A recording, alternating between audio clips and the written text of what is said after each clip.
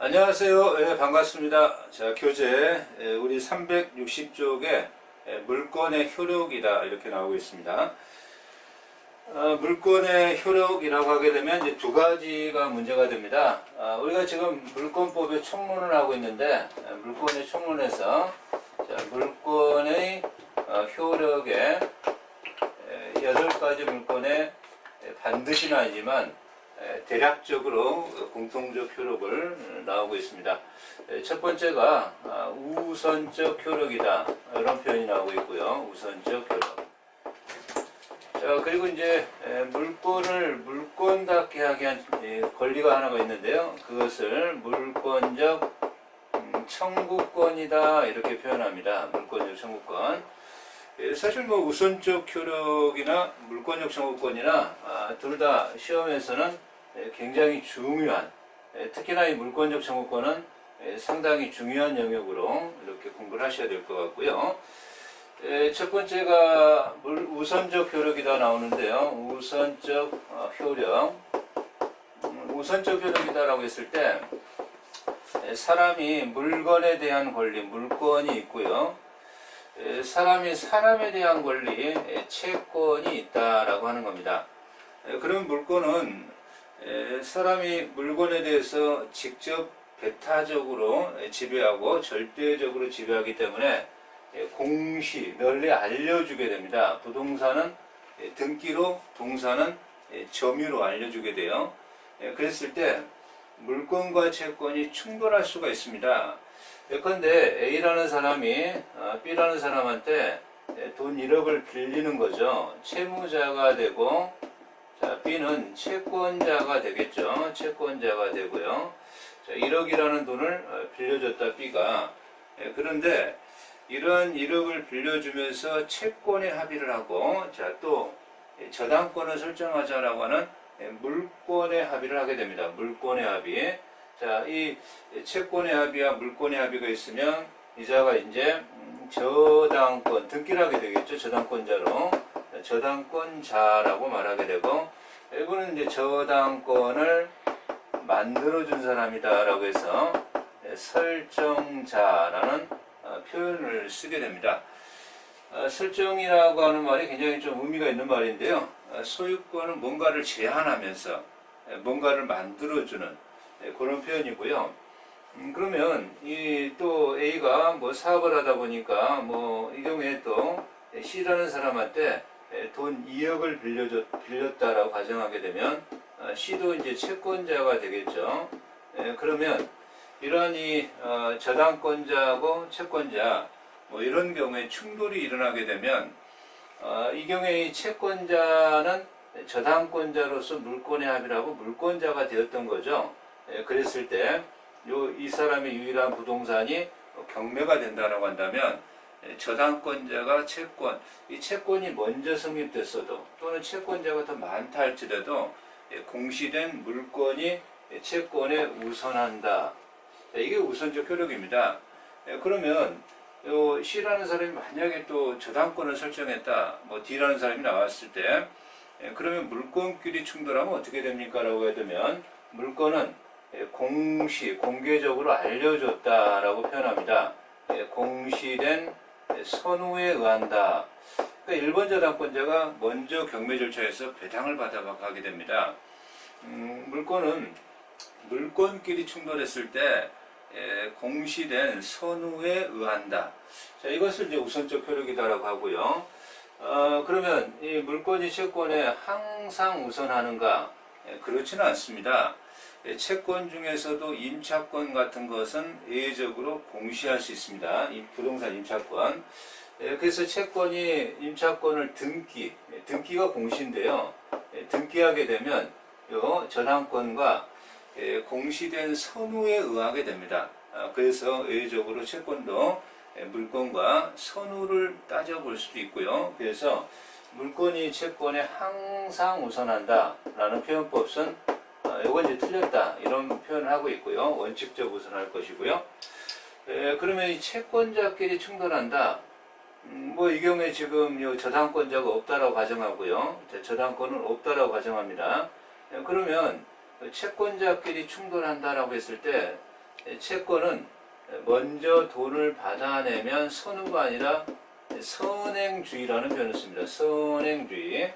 먼저 받아내는 사람이 뭐 장땡인 거예요. 그런데 만약에 이 채무자가 부도가 났다라고 한다면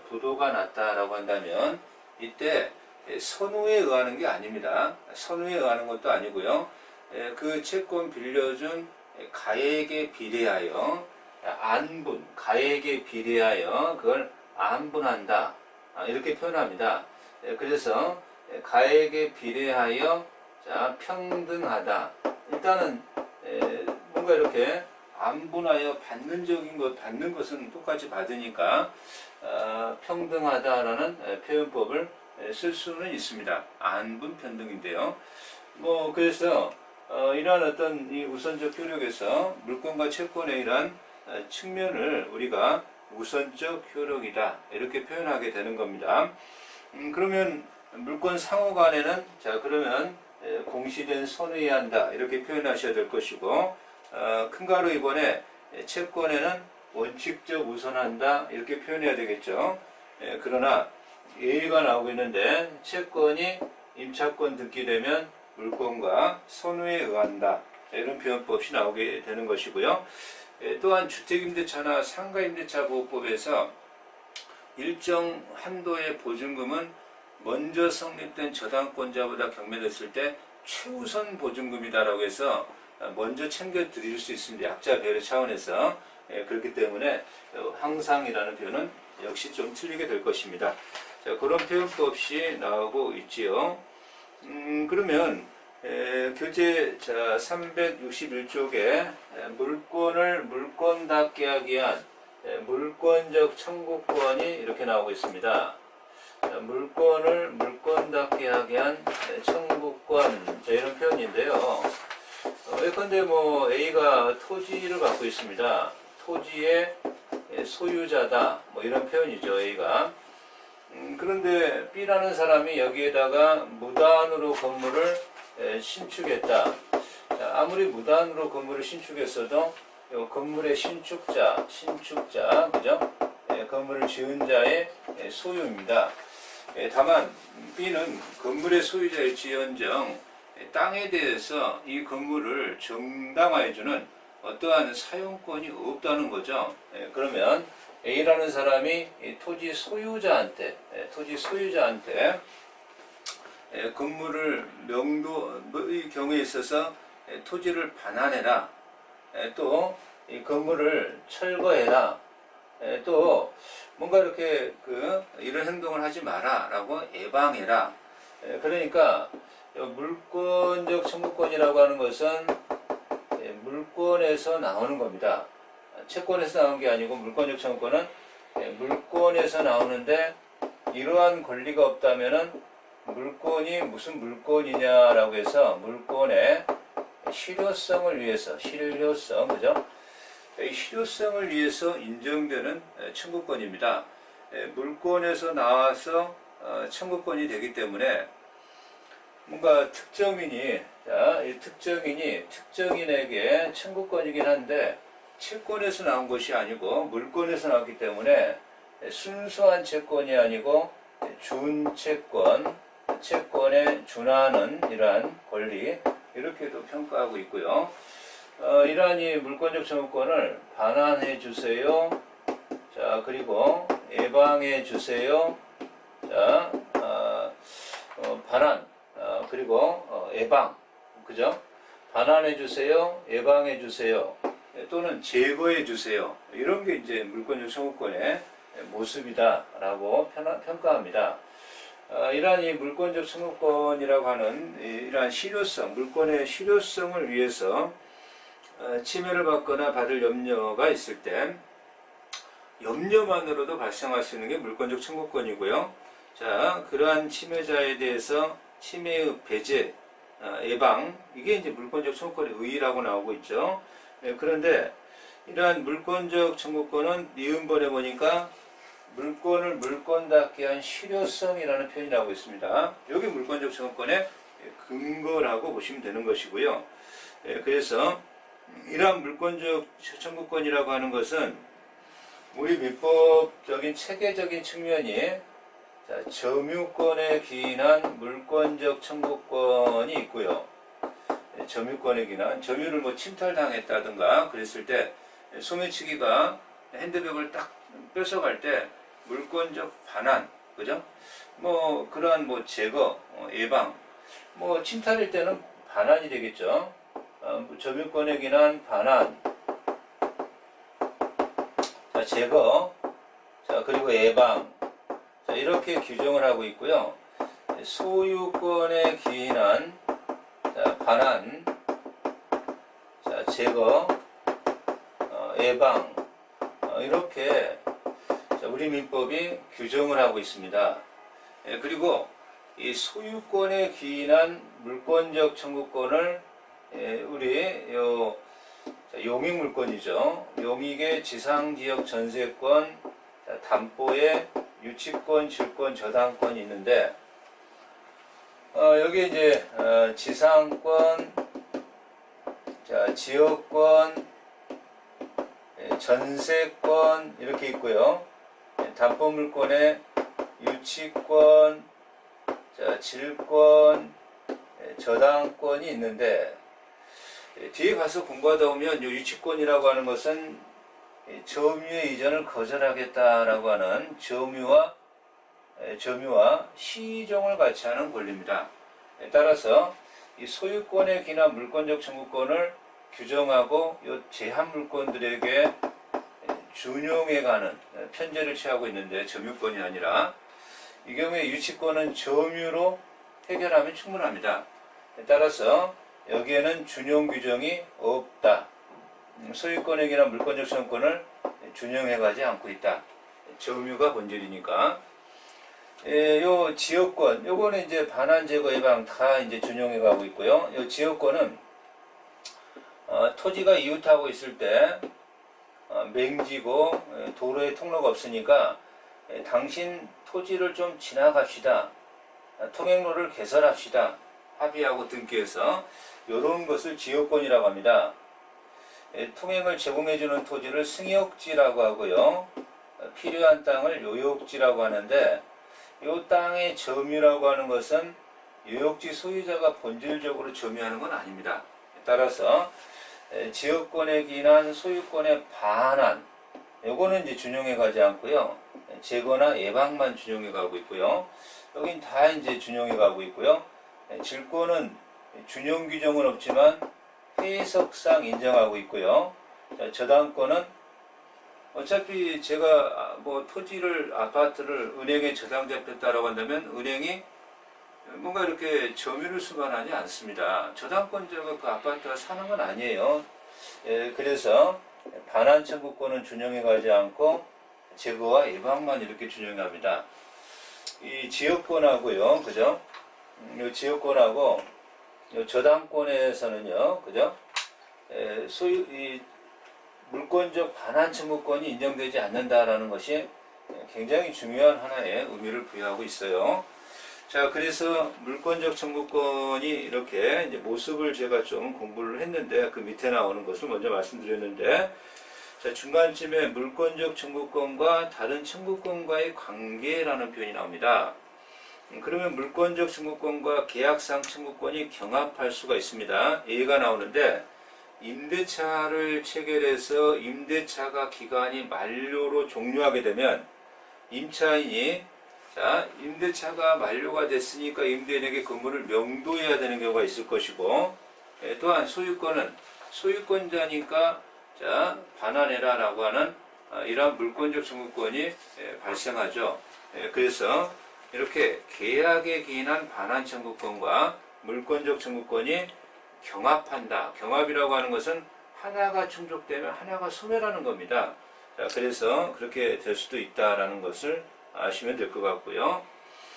그러니까 이 지문에서는 물권적 청구권이 다른 청구권을 행사한 다음에 행사하고 안 됐을 때 행사하는 보충적 청구권이 아니라는 거예요. 보충적 청구권이 아니다.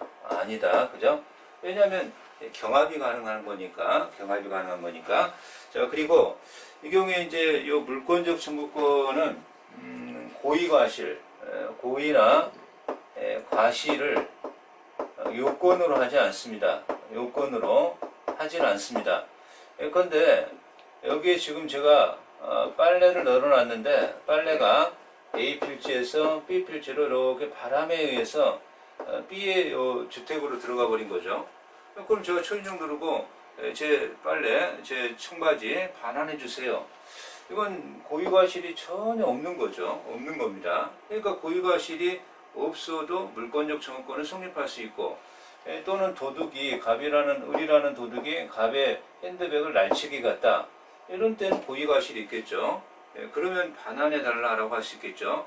그러면 이때 A가 빨래가 이렇게 넘어갔는데, 청바지가 넘어갔는데, A가 손해배상도 해주세요 라고 할 수는 없는 거죠. 그죠?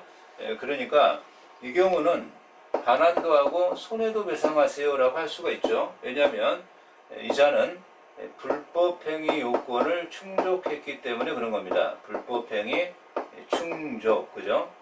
이건 불법행위의 충족이 전혀 없는 거죠. 그래서 고의과실이 개재되어 있다면 물권적 청구권은, 그죠? 물권적 청구권은 청구 반환을 청구하면서 고의과실이 개재된다면 불법 손해배상 청구권도 청구할 수 있는 그런 측면이 되겠습니다. 이런 측면이 되는 거예요. 고의과실은 요건이 아니라는 것을 잘 기억하시면서요.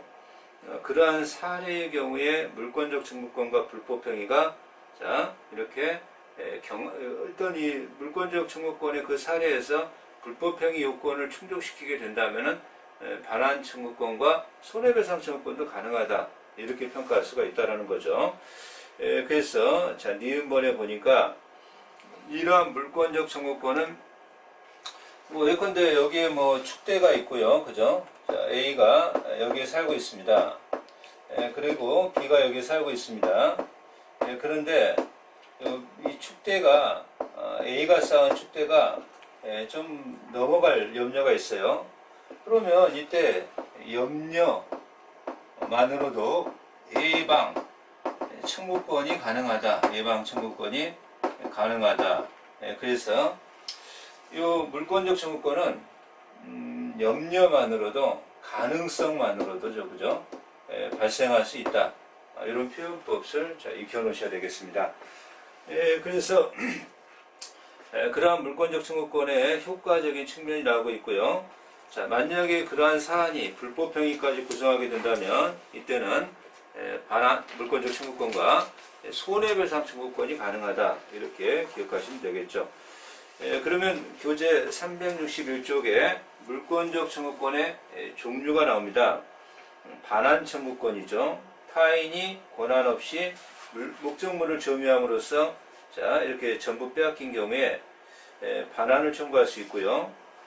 자 만약에 이런 경우에 만약에 이 경우에 있어서 점유를 침탈당했다면 점유권에 기인한 반환 청구권과 소유권에 기인한 반환 청구권이 또 경합하게 됩니다. 그 사안의 경우에는 그래서 반환을 청구하거나 뭐 핸드백을 절취한 자에게 무단으로 건물을 건축한 자에게 건물 철거와 대지 명도 청구하는 것이 이런 것들이 반환 청구권이다.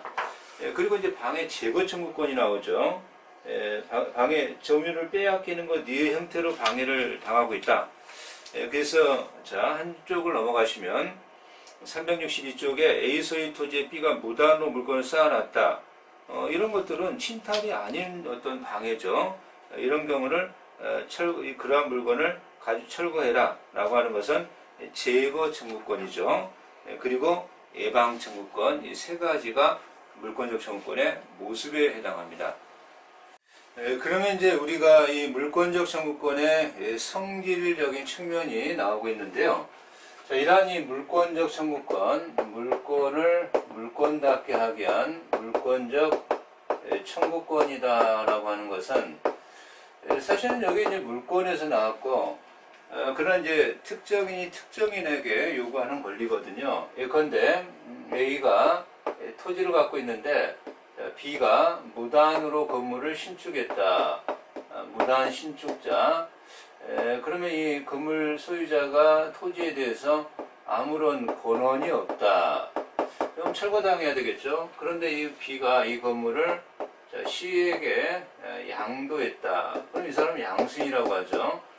그러면 A가 이 B한테 건물을 철거하는 소송을 제기하면 이건 이제 피고의 부적격 피고인에게 소를 제기했기 때문에 소가 각하되게 됩니다. 따라서 이때는 현재의 소유자인 C에게 C를 피고로 소를 제기해야 됩니다. 그래서 현재의 방해자에게 하는 겁니다. 물론 이 B에게는 손해배상을 청구하는 겁니다. 손해배상. 만약에 또 A가 이 토지를 자, D에게 팔았다. A가 토지를 양도하고 토지를 양수했다. 그럼 이자가 현재의 물권자, 물권적 청구권은 물권 이전하면 물권과 분리하여 양도할 수가 없습니다. 따라서 물권과 시종을 같이 한다. 이렇게 평가드립니다. 그래서 A가 C에게 이런 사안에서 소송을 걸면 원고 적격이 없어서 또 각하됩니다. 이때는 현재의 물권자가 현재의 방해자, D가 C에게, 그죠?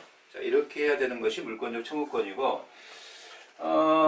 순수 채권은 아니지만, 물권에서 나와서, 자, 물권을 물권답게 인정하는 어떠한 권리이기 때문에, 순수한 채권은 아니지만, 준채권이다. 이렇게 평가하는 영역이 있기 때문에, 채권에 관한 규정들이 물권적 청구권에 준용된다. 이렇게 표현해도 자, 맞는 표현이 되는 것이고요. 또한 물권적 청구권과 채권적 청구권이 충돌하면 물권적 청구권이 채권적 청구권과 만약에 충돌하게 되면 물권적 청구권이 채권적 청구권에 우선한다. 이렇게 평가를 내립니다. 그럼 우리 교재가 이제 그런 어떤 표현법이 나오고 있고요. 자, 소멸시효가 적용되느냐, 이 물권적 청구권이 소멸시효의 대상이 되느냐, 이게 이제 좀 문제가 될 수 있는데요. 일단 물권적 청구권, 소유권에 관한 물권적 청구권은 소유권 자체가 물권적 청구권에 소멸시효에 걸리지 않기 때문에 소유권에 기인한 물청, 이건 이제 소멸시효에 걸리지 않는다. 소멸시효 대상이 아니다. 이건 뭐 명확하게 해결할 수가 있고요. 일단 물권적 청구권은 소멸시효에 걸리지 않는다. 이렇게 표현하는데, 물권 중에, 물권은 소멸시효에 걸리진 않지만, 물권 중에 지상권과 지역권은, 요건 이제 20년의 소멸시효에 걸린다라고 굉장히 중요한 논리입니다. 이것은 소멸시효에 걸린다라고 기억을 좀 해 주시고요. 따라서 지상권, 지역권에 기인한 물권적 청구권은 소멸시효에 걸릴 수 있다. 이렇게 제 결론을 맺을 수 있겠습니다. 그러면 우리가 지금 물권의 공통적 효력, 자, 이 두 가지를 공부했고요. 자, 물권을 변동, 그죠? 이런 어떤 영역이 나옵니다. 물권의 변동. 자, 변동이라고 하는 것은 발생, 변경, 소멸을 말하는 겁니다. 물권의 발생과 변경과 소멸. 자, 변동의 원인에는 두 가지밖에 없습니다. 당사자의 합의, 법률행위죠. 이때는 물권행위라고 해도 됩니다. 물권행위죠. 자, 물권행위로 인한 변동인가? 자, 법이 규정했기 때문에 변동하는 것인가? 두 가지밖에 없는데요. 법률행위로 인한 변동은 공시를 해줘야 됩니다. 공시. 널리 공개적으로 알려줘야 됩니다. 그 변동의 모습을. 여기는 이제 공시 안 해도 되는 거고요. 그 공시를 했을 때 부동산의 경우에는 등기, 동산의 경우에는 점유를 이전하는 것을 인도라고 합니다. 인도. 자, 이렇게 이제 공시를 해줘야 법률행위는 효력이 발생한다. 자, 뭐 그런 어떤 표현을 쓸 수가 있습니다. 자, 이러한 물권의 변동.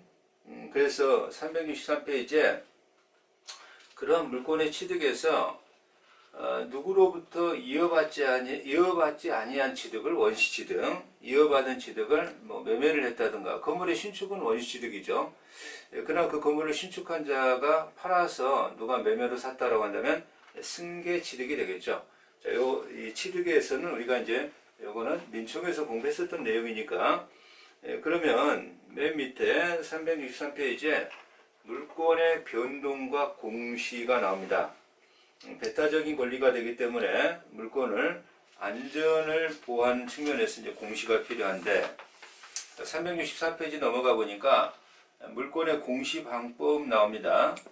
자, 물론 법률 행위로 인한 변동은 이 경우에 공시를 해야 되고요.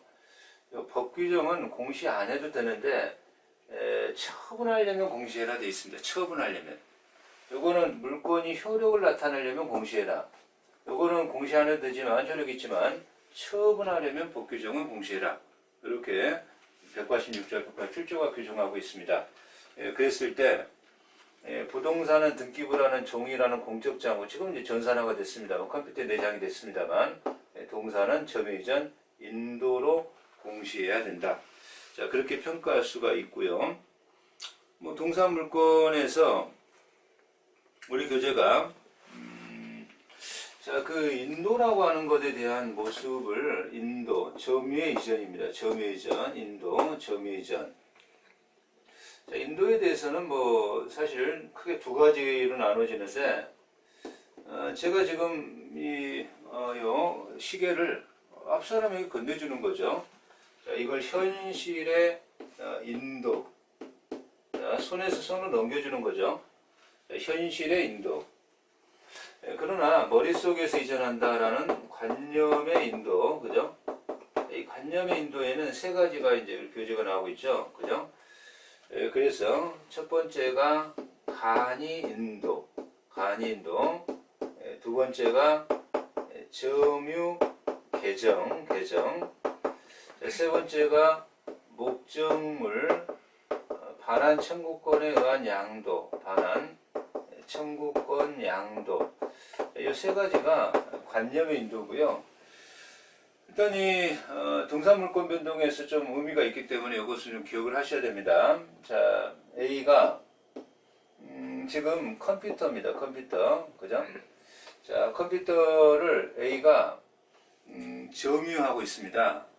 그런데 점유하고 있다가, 자, B에게 이 컴퓨터를 임차해 줬습니다. 빌려줬다는 거죠. 차임받고. 그러면 이 사람을 컴퓨터의 임대인, 동산도 임대가 가능합니다. 자, 이 사람을 동산의 임차인. 그러면 이자가 점유하고 있죠. 이자의 점유는 직접 점유라고 합니다. 임차인의 점유는. 사실 임대인은 점유는 하지 않고 있는데, 이자의 점유는 임차인을 매개로 한, 그리고 언젠가는 임대인에게 돌아올 점유라고 해서 간접 점유하고 있다라고 합니다. 그런데 임차인이 이 컴퓨터가 뭐 사양이나 이런 것들이 너무 좋으니까 컴퓨터를 아예 저에게 파세요. 자, 매매를 했죠. 동산에. 그러면 동산의 법률행위로 인한 인도를 하라고 하고 있죠. 이미 인도가 되어 있죠. 자, 그래서 이때는 이전의 합의만으로 점유가 이전합니다. 이미 점유하고 있으니까 임차인이 그래 이렇게 팔겠다라는 합의만으로, 그래서 합의만으로 이전하는 이러한 측면이라는 의사의 합치죠. 이것을 간이인도, 이미 점유하고 있으니까. 그러나 이제 점유 개정이 나오고 있는데요. 자, 점유 개정 하게 되면, 자, 여기에서 이제 갑이라고 하고요. 그죠? 자, 을이라고 합니다. 컴퓨터라고 합시다. 뭐 휴대폰이나 아니 노트북이나 뭐 노트북을 갑이 갖고 있는데 이것을 팔죠. 자, 매도하죠. 양도, 그죠? 자, 매수합니다. 그럼 법률행위니까 점유 이전을 해야 되겠죠. 그런데 이자가 제가 학위 논문이 아직 안 끝났으니까 이 컴퓨터를 빌리고요. 임차하고 차임을 한 달간 드릴게요. 한 달 후에 넘길게요. 라고 한다는 겁니다. 그러면은 지금 이자가 매도인이, 그죠? 매도인이 또는 양도인이 계속 점유하는 거예요. 임차에서 계속 점유하는 거예요. 계속. 자, 매매하면서 계속 점유하면 이자에게는 간접 점유를 취득시켜 주는 겁니다. 간접 점유를 취득시켜 주는 것. 그래서 이런 어떤 점유를 점유 계정이라고 합니다. 매도인이 계속 점유한다 라고 한다면 점유 계정. 자, 목적물 반환 청구권의 양도라고 하는 것은 A가 하숙방 주인에게 컴퓨터를 맡겨놓고, 자, B에게 친구 C하고 여행을 떠나서 여비가 부족하니까, 자, 내가 요 컴퓨터 반환 청구권을 갖고 있는데 요 반환 청구권을 팔게, 컴퓨터를 팔게. 그러면 이 반환 청구권의 양도만으로도 점유가 인도의 효과가 있다. 이 세 가지가 자, 교재에서 나오고 있는데, 그 세 가지에 있어서 이러한 지금 여기 간이인도, 자, 기업번에 현실인도, 점유계정, 자, 점유계정이죠. 계점이라고 나와 있는데 계정입니다. 계정. 이런 것들이 있다라는 것. 자, 그리고 임목이나 수목, 이런 것들은 이 수목의 집단 임목은 임목법에 따라 소유권 보존 등기가 가능합니다. 그러나 수목의 집단이나 미분리 과실들은 관습법상의 명의방법이다. 여기에 토지가 있으면 A 토지죠. A 토지. 여기에 잣나무가 계속 열대꾸로 이렇게 있습니다. 자, 그랬을 때 B라는 사람이 잣을 사고 여기다가 편말을 붙이고 소유자는 B 이렇게 하게 되면 편말 붙여서, 자, 이 잣나무의 소유권은 B에게 유보되어 있다. 이것을 명인방법이다 라고 합니다. 관습법상의 공시방법. A가 토지를 C에게 처분했을 때 이 잣나무가 나에게 따라온 거야 라고 주장을 못합니다. 소유권이 명인으로 B에게 유보되어 있다. 이렇게 평가 내리게 되는 거죠. 자, 그러면 부동산 물권의 변동입니다. 법률 행위에 의한 변동, 자, 법률의 규정에 의한 변동 나오고 있는데, 법률 행위로 인한 변동과 법률 행위로 인한 물권 변동, 법률 행위, 이것은 186조입니다. 법률 행위라는 물권 변동은 공시하여야 한다. 부동산의 경우에. 그러나 법 규정입니다. 자, 예컨대 소유권자가 갑입니다. 소유권자가 갑인데 만약에 매매를 했다라고 한다면 우리에게 부동산 이전 등기를 해줘야 되는 거죠. 그래야 우리 소유자가 되는 겁니다. 그러나 그게 아니라 갑이 사망을 했다라고 하는 거예요. 사망. 그랬을 때, 자, 소유권 이전 등기 원인은 상속 아들 명의로 등기해야 아들 것이 아니라, 자, 법률의 규정입니다. 자, 법률의 규정.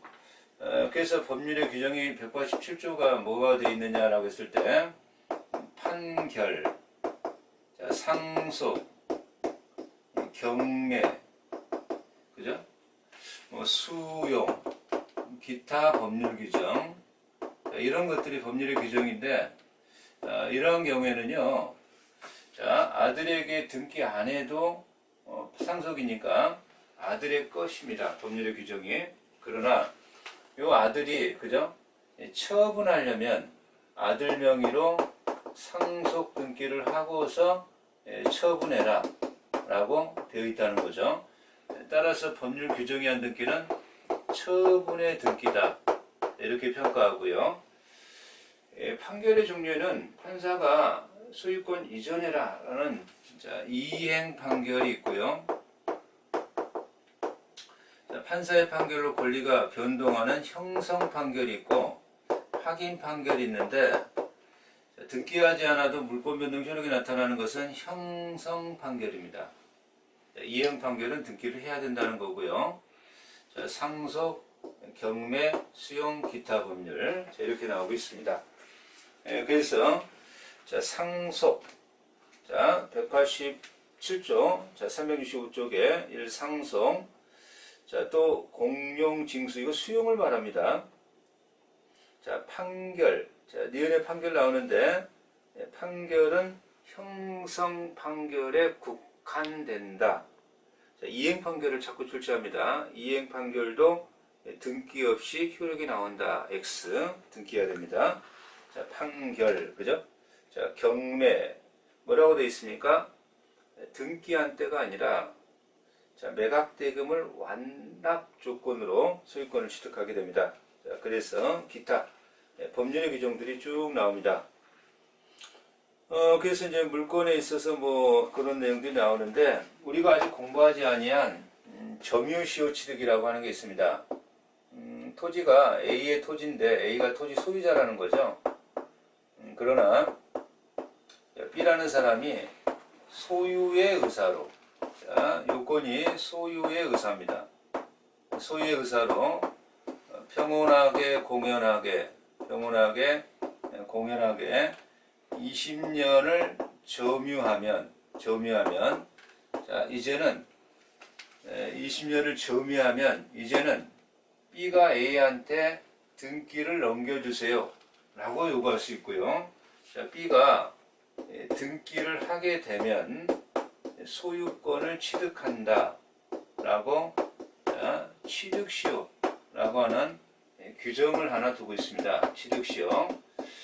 자, 그래서 이 취득시효의 규정을 두고 있는데 이 점유시효 취득은 뭐 굉장히 중요해서 이제 뒤에 다시 나오겠습니다만 이 점유시효 취득은요, 그죠?